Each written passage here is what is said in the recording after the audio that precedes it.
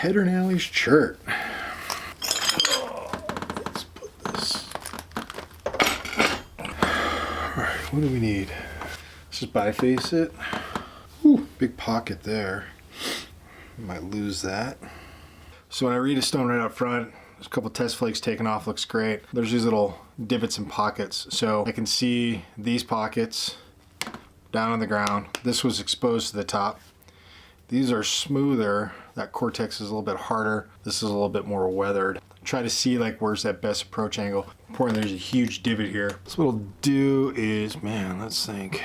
Raise this edge up through a big flake to kind of remove it, connect this mass. It will terminate into this fold. Yeah, maybe I can get a clean termination that goes in instead of running along. So let's raise up and we'll go that way. Let's give one there, a little tap. Maybe a little bit harder. Let's go. This guy's been chewed up. Still, it's a yummy little flake. I got another one flakes.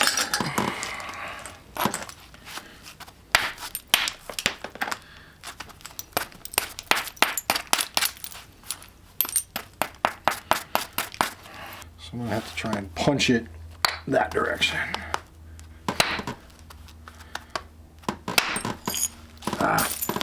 Didn't get enough. Still peeling, but still got this ridge. Fold one more over to that ridge.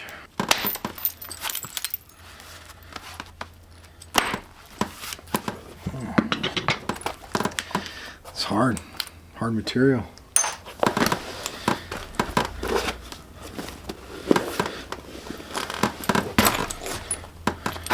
When I'm working hard materials, I always give myself a little bit more cushion. A little bit of pebble maintenance. Let's go one there. Just a little bit.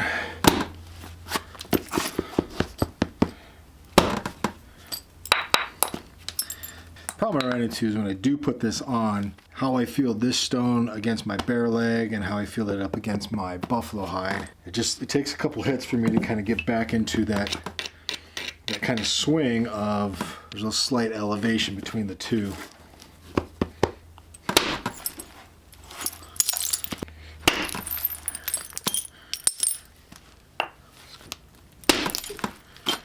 Got it.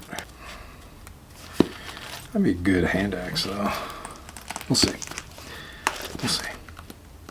Is that what you're gonna go for? A little Chilean hand axe? Yeah, let's do that. I think that's what the stone is saying.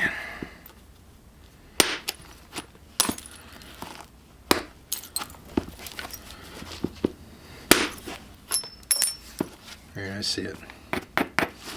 It's in there.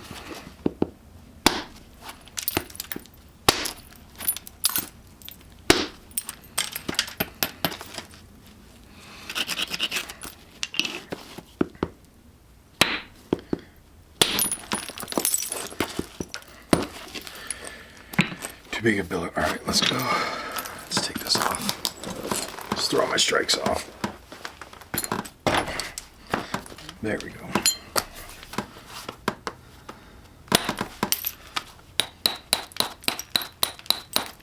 All right. Peel some flakes.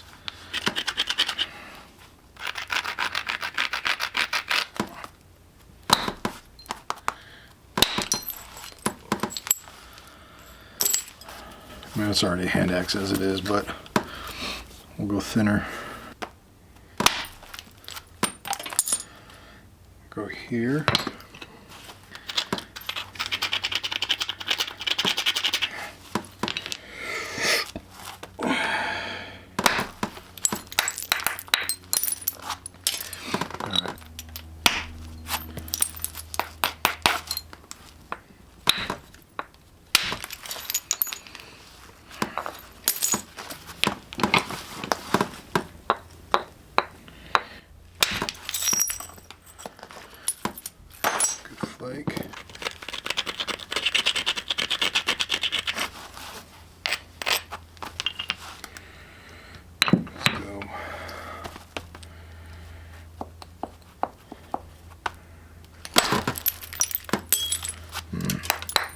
Bad hit.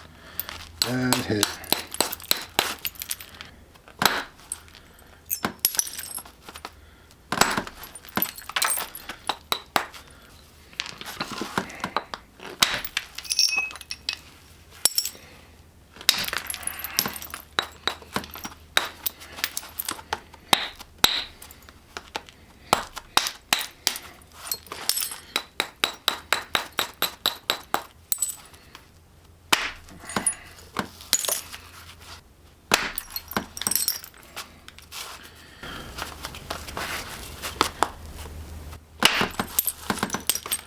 That's cool. Maybe I'll try and leave that little bit of cortex right smear. Nah, it's gotta come off.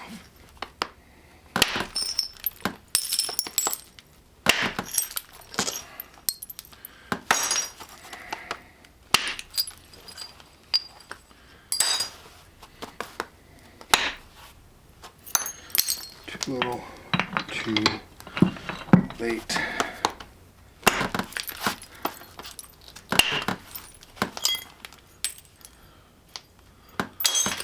I mean, that's a Chilean hand axe already, but let's see if I can get this to go a little bit thinner through here, and then ultimately kind of have more of that bulbous end. Let's get a cool little bit of an inclusion there. I'm gonna get 1, 2, 3, 4, maybe 5 more flakes.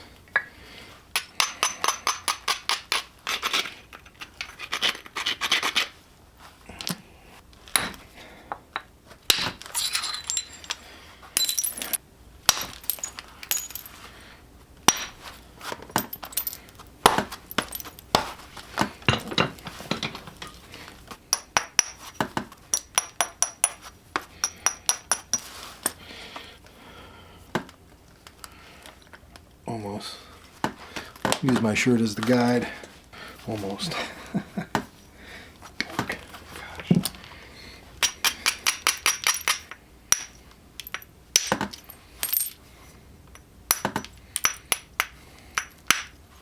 That's all right. I'll give it a little popping in. One more pop. Pop isn't good enough.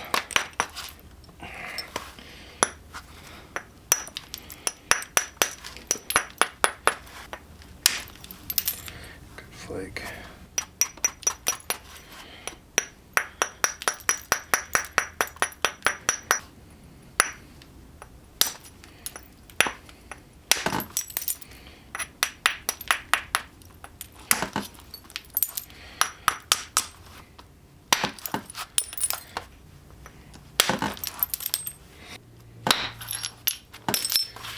I'll try and clear it. I got this little bit of a hinge. Try and come around to flatten it out a little bit more. A little punchy. Nope.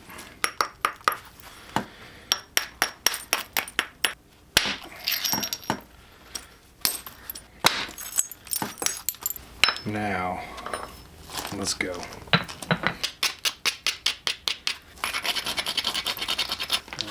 Do good clean strike.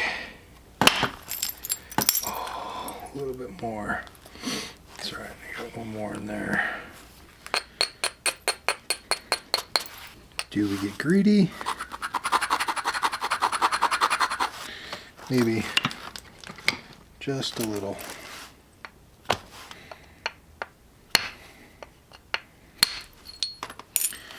I got worked. Let's do one more.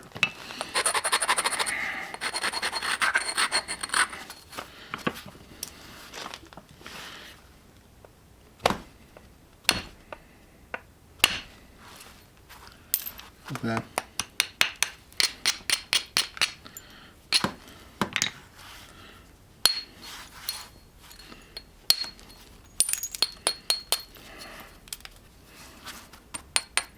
God, I love these tools.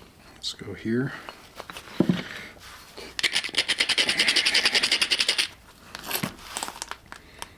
You're gonna do billet or you want to do flats? Let's do a billet. I think this one needs it. Gotcha. Okay. Yeah, that's what I needed. Perfect. That's what I like.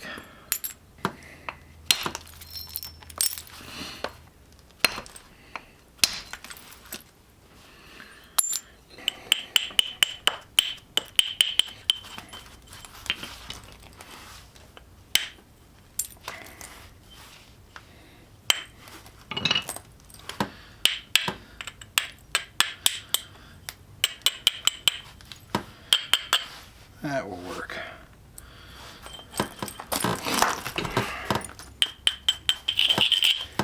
Let's go right there.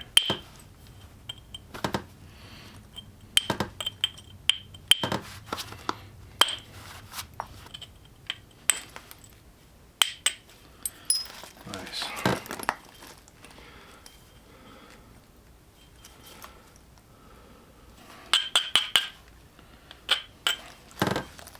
All right. That will do for essentially this Chilean hand axe. That's what this is right here, just a little bit smaller. I always like to stare down the butted end of it. This is actually where you would hold it, saw, cut, and chop, do everything you needed to do with it. I like to hold it facing the butt end, and if I can't see stone on either side, I feel like I've got a pretty good profile. So if you see, there's my handle, and that's the blade. This will be great for the bison butchering class and just anything going forward. You know, anytime I make these, typically I just use hammerstone. And this one, since I started off with some billets, I guess you could say it's not a full Acheulean hand axe, but I guess it's better than anything else. Not bad. Good little blade. More importantly, I still have just enough mass on here that as I was kind of working it, as I get some uneven spots, that's just a quick little pop. And those little uneven spots, especially with a hammerstone, you're just taking off something almost the size of a pressure flake. See, I just evened all that out. Do the same thing right here. Just little pops.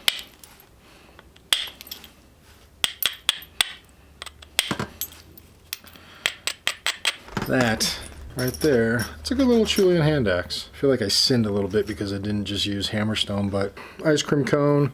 This is the one tool you want to fit good in your hand. Lots of cutting room, lots of adaptability. More importantly, there's just enough mass where I can keep it sharp and keep it going.